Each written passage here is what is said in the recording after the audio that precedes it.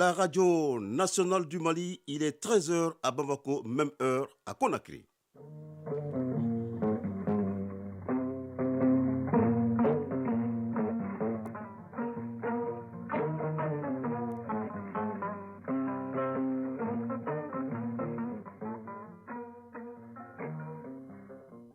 Le journal Aguibou Koulibaly. Au sommaire de cette édition, le président du Conseil national de la transition est présentement en Guinée.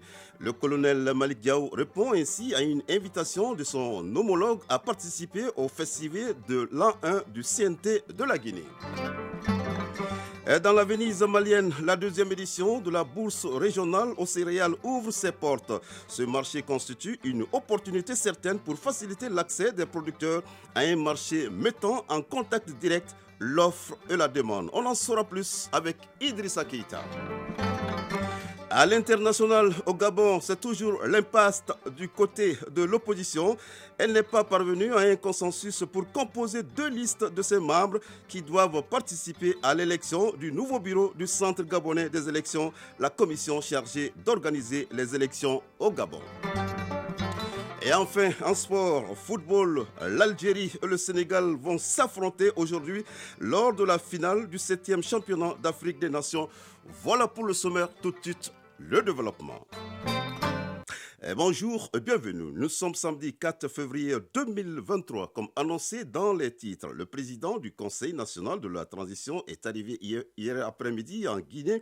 Le colonel Malick Diaw répond ainsi à une invitation de son homologue à participer aux festivités de l'an 1 du CNT de la Guinée.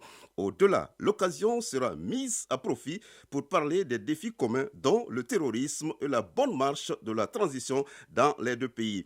Les délégations du Burkina Faso et du Tchad sont également présentes. Nous écoutons ici le président du CNT, colonel Malick Diaw, à son arrivée à Conakry au micro de nos envoyés spéciaux, Brahma Traoré et Seydou Sissoko. Permettez-moi de remercier les autorités guinéennes pour cette invitation adressée au Mali, mais également à tous les conseils de transition.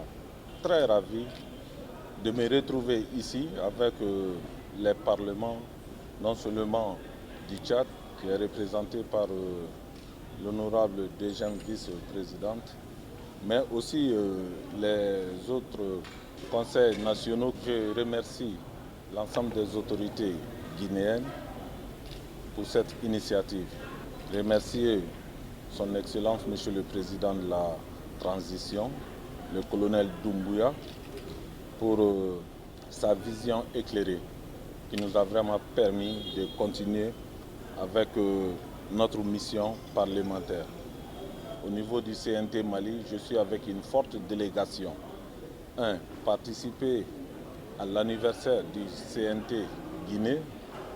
Comme vous le savez, le président, mon frère, a eu à effectuer plusieurs déplacements au Mali.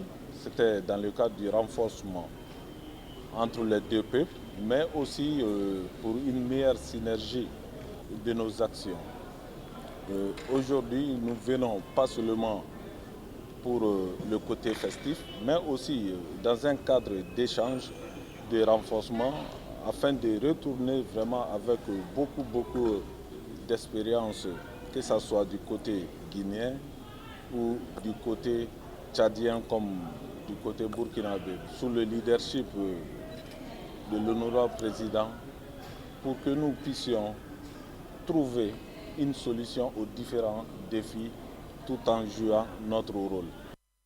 Voilà, au programme aujourd'hui, une session spéciale sur la refondation du CNT de Guinée à partir de 17h. Sur le plan de riposte humanitaire 2023 vient d'être lancé. Il est le fruit d'une consultation inclusive avec l'ensemble des acteurs impliqués dans l'action humanitaire et les services techniques de l'État. Le plan vise à créer une synergie d'action entre les différents acteurs pour une meilleure efficacité. Le commentaire de Bemba Sibi.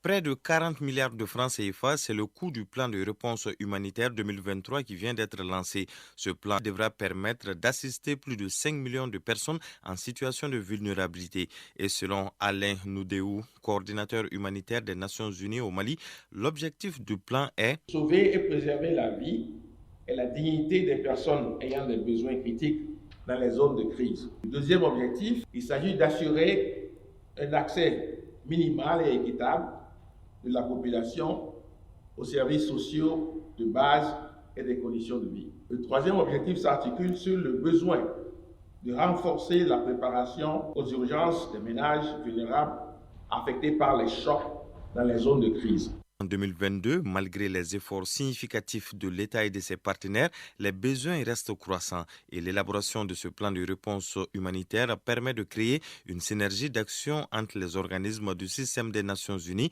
les ONG nationales et internationales et les services techniques de l'État. Oumarou Diarra, ministre délégué en charge de l'action humanitaire, de la solidarité des réfugiés et des déplacés. Ce plan cadre parfaitement avec la stratégie globale du gouvernement du Mali face à la réponse aux différents défis humanitaires dans le contexte marqué par la crise sécuritaire. À noter que ce plan est le fruit de longues consultations inclusives avec les représentants de communautés, la société civile, les services techniques de l'État, les acteurs humanitaires et les partenaires au développement. Écho de nos régions, améliorer les conditions de vie des communautés les plus vulnérables affectées par l'insécurité alimentaire et nutritionnelle. Tel est l'objectif du projet Stratégie de sortie de réponse à l'insécurité alimentaire et nutritionnelle intégrant la protection transversale. Le projet a été lancé à la faveur d'un atelier qui a regroupé les bénéficiaires, les élus et autorités régionales. ORTM Tombouctou, Idrissa Goulou Sissoko. Ce projet ainsi lancé a pour objectif de contribuer à l'amélioration des conditions de vie des communautés les plus vulnérables affectées par l'insécurité alimentaire et nutritionnelle, tout en les permettant d'anticiper, d'absorber et de se relever face aux chocs. Le projet sera mis en œuvre dans les communes de Alafia et Bourem Inali dans le cercle de Tombouctou. Hashimou Maïzumbu, chef de base par intérim Action contre la faim Tombouctou. Donc en termes de bénéficiaires, 55 903 personnes, dont 34 683 femmes et filles, et 21 219 hommes, garçons bénéficieront de cette intervention. Les actions de nutrition vont contribuer à la lutte contre la malnutrition au niveau global du district sanitaire. Je souhaite enfin profiter de ces événements pour réaffirmer les ambitions d'action contre la faim, de soutenir les actions de lutte contre la faim et ne ménagera aucun effort pour renforcer les efforts mis en œuvre avec les services techniques sur le terrain. Oumeyata Touré, représentant du Conseil régional de Tombouctou. Nous réaffirmons notre volonté de contribuer à bâtir un monde plus durable, plus juste et plus sécuritaire. Nous avons la ferme conviction qu'en nous attaquant à cet enjeu, nous donnons l'opportunité de construire une économie forte, innovante et prospère. La protection civile, l'accès à l'eau potable, l'hygiène et l'assainissement constituent des priorités pour le gouvernement de transition. Mamadou Tembeli, directeur de cabinet du gouverneur de Tombouctou. Je vous invite, durant ces 2 jours, à en tirer les meilleurs profits des communications, sous forme de présentation et de travaux de groupe, en vue de faire des observations et recommandations pertinentes pour une bonne conduite du projet IRIAP et rendre disponible la stratégie locale de sortie du projet avec un plan de mise en œuvre et de suivi accepté et partagé, à même de contribuer à la pérennisation des acquis du projet par les décideurs locaux. Il faut dire que ce projet durera 3 ans et est financé par la coopération suisse au développement. Tombouctou, Idrissa Goulou Sissoko, Alou Koulibaly pour l'ORTM. Dans la Venise malienne, ouverture de la 2e édition de la bourse régionale aux céréales. Ce marché important qui regroupe les zones de production excédentaires et les zones déficitaires constitue une opportunité certaine pour faciliter l'accès des producteurs à un marché mettant en contact direct l'offre et la demande. Cette initiative découle de la volonté de FITFEU, Futur Mali Souguiriwa, dans la zone du Delta et son partenaire USAID, ORTM Mopti, Idrissa Keïta. Espace d'échange et de transactions entre les zones de production et les zones de consommation, la 2e édition de la bourse régionale aux céréales de Mopti regroupe les participants venus de tous les cercles de la région. Moussa Amos Keïta, directeur adjoint par intérim de Sougou-Iriwa dans la zone du Delta. Les différentes zones de production sont le plus souvent éloignées des zones de consommation, avec un déficit d'approvisionnement des marchés en céréales de qualité. Les opportunités d'affaires sont assez rares et les échanges céréaliers deviennent assez difficiles. Cette situation peu favorable au développement normal des affaires affecte l'ensemble des activités locales qui participent alors au développement économique global de la région de Mopti.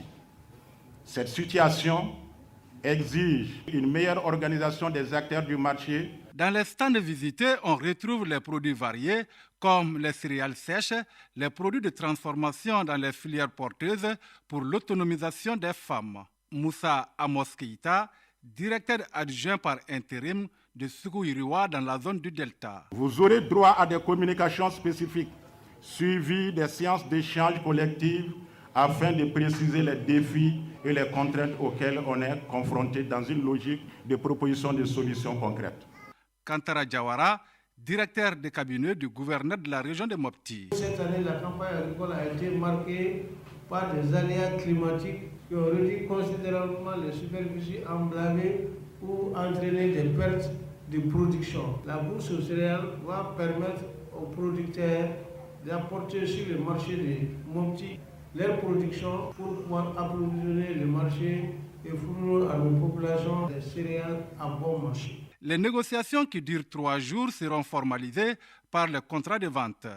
Notons que cette initiative née de l'expertise de FIDV Futur Mali Sougou-Iriwa dans la zone du Delta est pilotée par Amassa Afrique Verte, Caire Mali et Amprod Sahel bénéficie de l'appui financier de l'USAID.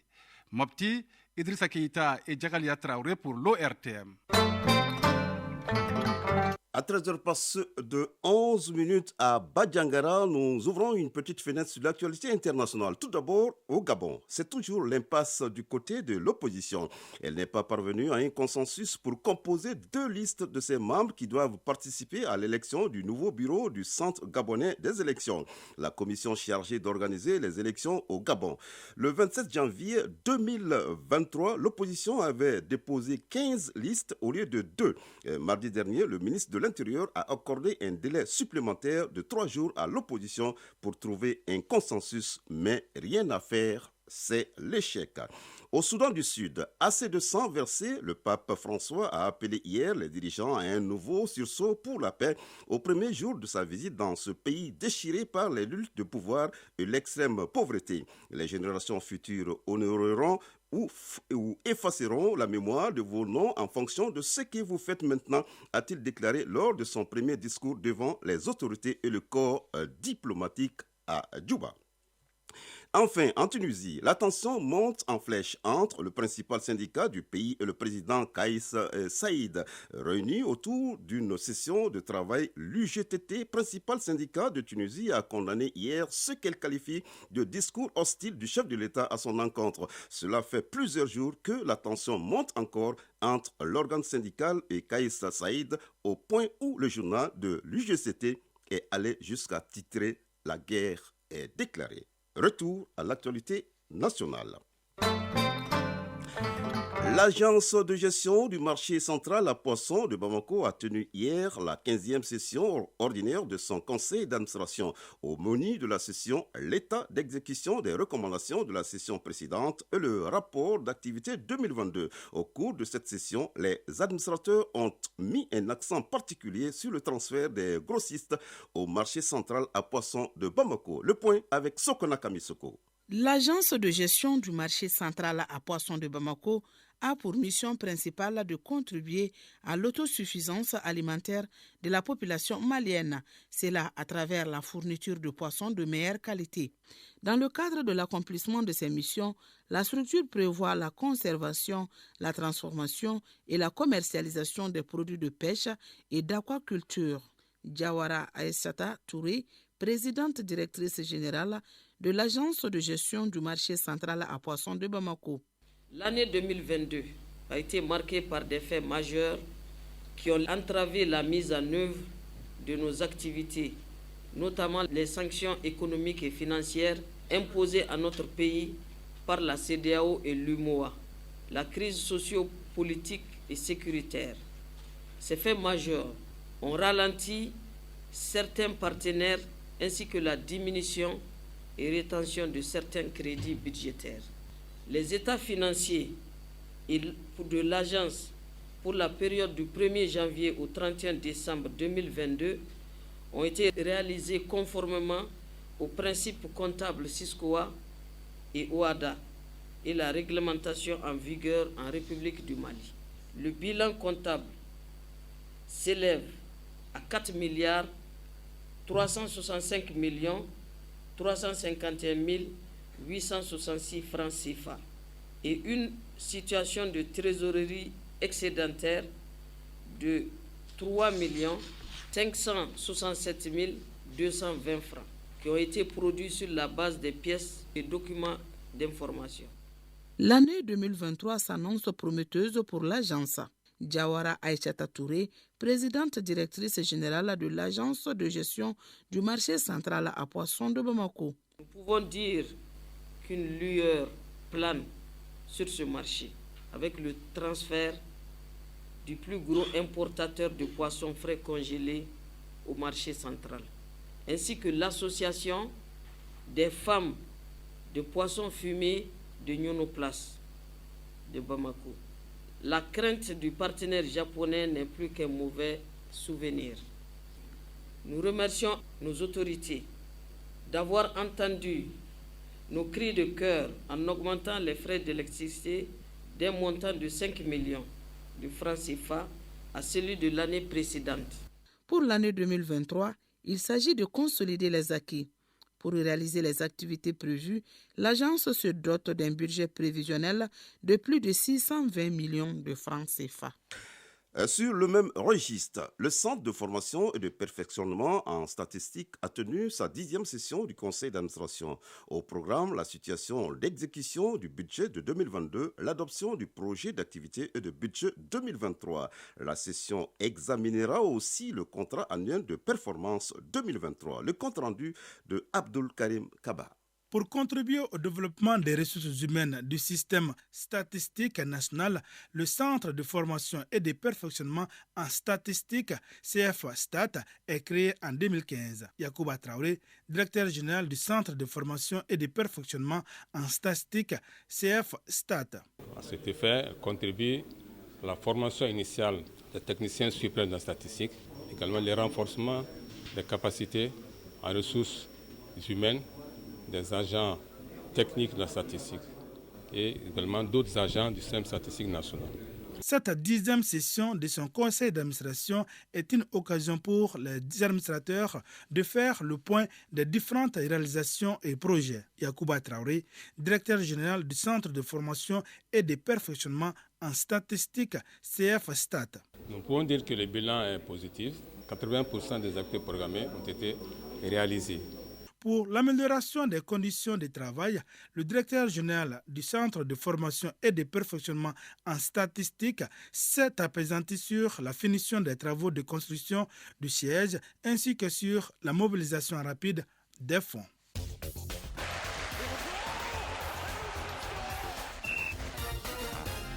À présent, nous ouvrons la page des sports et pour l'animer, nous recevons en direct Famoro Diourté. Bonjour Famoro. Bonjour Agibou Koulibaly. Et nous sommes en football. L'Algérie et le Sénégal vont s'affronter aujourd'hui lors de la finale du 7e championnat d'Afrique des Nations CHAN.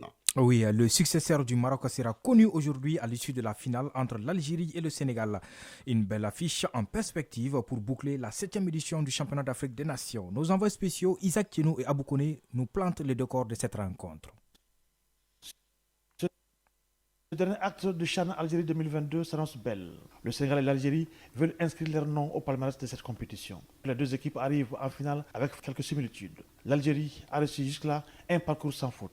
9 buts marqués, sans en encaisser. L'Algérie a gagné toutes ses rencontres avec un minimum de 1-0, excepté la demi-finale où les Fennecs ont planté 5. Le Sénégal de son côté a encaissé un but pendant tout le tournoi et a gagné la quasi-totalité de ses rencontres par un minimum de 1-0. Le Sénégal a marqué 6 buts et encaissé 1. Au regard des statistiques, l'Algérie a la faveur de pronostic. Mais attention, une finale tient à peu de choses. Les deux entraîneurs en conférence se sont montrés prudents dans les déclarations, mais affichent chacun l'ambition de gagner le trophée. Marjid Bouchira, sélectionneur de l'Algérie. Nos joueurs sont prêts à aborder, que ce soit dans la patience, dans le jeu, même s'ils sont en bloc bas, même s'ils vont nous presser. On est prêt à tout, parce qu'on a trouvé un peu ces équipes durant notre parcours. Comme je vous l'ai dit, ça va jouer sur des détails. Voilà, que ce soit Sénégal ou nous, pas de perte de balles inutile, parce qu'on sait que le Sénégal, sa qualité première, c'est la transition offensive, avec des joueurs rapides devant. Puis voilà, les balles arrêtées, comme vous dites. Donc c'est un tout qu'on connaît, qu'on a travaillé, et puis qu'on va bien pointer du doigt. Pape Bouna Thiaw, sélectionneur du Sénégal. Oui, je pense que toutes les deux équipes sont arrivées là pour gagner quelque chose. L'Algérie, c'est le pays organisateur, c'est sûr, il a envie d'honorer son public. Mais nous aussi, on n'est pas venu là pour laisser partir ce trophée. Surtout qu'on est arrivé juste là, on sait ce qu'on a enduré pour arriver jusque là. Je pense qu'on n'est pas venu pour laisser ce trophée partir. Et jouer une finale, c'est sûr, c'est une très belle chose. Mais aussi, la remporter, c'est la meilleure des choses. Cette finale Algérie-Sénégal se jouera au stade Nelson Mandela à partir de 19h30 de Bamako, 20h30 heure locale. Alger au 7e CHAN, Abou Kone Isaac Yenou pour l'ORTM. Et ce sera devant plus de 40 000 personnes pour cette finale historique, puisque les deux sélections n'ont jamais remporté ce trophée avant Agibou Koulibaly. Et Famorou Diorté, et pour cette compétition, Madagascar termine 3e sur le podium pour la première fois de son histoire au CHAN. Oui, pour sa première participation au championnat d'Afrique des Nations CHAN, Madagascar a décroché la médaille de bronze, synonyme de 3e place face au Niger. C'est vers la fin de la partie que Madagascar a inscrit l'unique but de la rencontre par Jean-Yves Razafindra Koto à la 90e minute. Et c'est la première fois que les deux nations arrivent à ce stade de la compétition. Les Malgaches montent ainsi sur le podium pour la première fois au CHAN. Quant au MENA du Niger, il rentre sans récompense en terminant au pied du podium. Ici, au Mali, championnat national de Ligue 1, l'AS Real, leader, est tombé 1-0 devant l'AS Police, relégué hier soir en ouverture de la 10e journée. Oui, dans cette rencontre aussi, c'est en toute fin de partie, 90e minute plus 3 que les policiers ont marqué grâce à Mohamed Tounkara. C'est la première défaite de l'AS Real dans le championnat cette saison. Une contre-performance qui met les Scorpions sous pression à une semaine du démarrage de la Coupe CAF contre le TP Mazembe le 12 février 2023 à Lubumbashi. Par ailleurs, il n'y a pas eu de vainqueur dans les deux autres rencontres d'hier. Binga FC et COB se sont quittés sur le score de 0-0. Idem entre les 11 créateurs et le Stade Malien de Bamako. La 10e journée se poursuit ce samedi avec 3 matchs à l'intérieur du pays. À Baraouli, l'AS Bakaridian reçoit Afrique Football Elite. Yélin Olympique défie à Kita, l'Union sportive du cercle de Kita. À Bougouni, l'US Bougouni accueille l'USFAS. Toutes les rencontres d'aujourd'hui se jouent à 15h45 et la 10e journée prend fin lundi. Et enfin, pendant ce temps, le mondial des clubs se joue au Maroc. Cet après-midi à 14h30, tout à l'heure, les Marocains du WAC seront face aux Saoudiens dans l'Hilal. Le vainqueur de ce match affronte Flamengo du Brésil en demi-finale mardi 7 février. Toujours ce samedi à 17h, Al-Ahly d'Égypte joue contre Seattle Sounders FC des États-Unis. Le gagnant de cette rencontre croise le Real Madrid d'Espagne en demi-finale mercredi 8 février. La finale du mondial des clubs 2022 qui se joue en 2023 est prévue pour le samedi 11 février 2023 à Rabat au Maroc. Et c'est la 3e fois que la Coupe du monde des clubs de football se joue sur le continent après 2013 et 2014. Merci Famorou Diorté pour toutes ces informations sportives.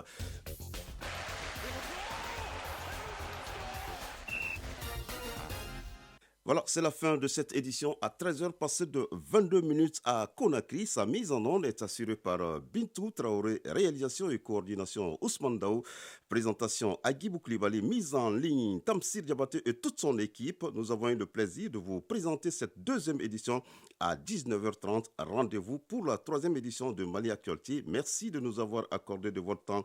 Ne décrochez pas tout à l'heure le journal interrégional avec Mohamed Sangaré, suivi des avis de communiqués. Une présentation de Assa Tangara.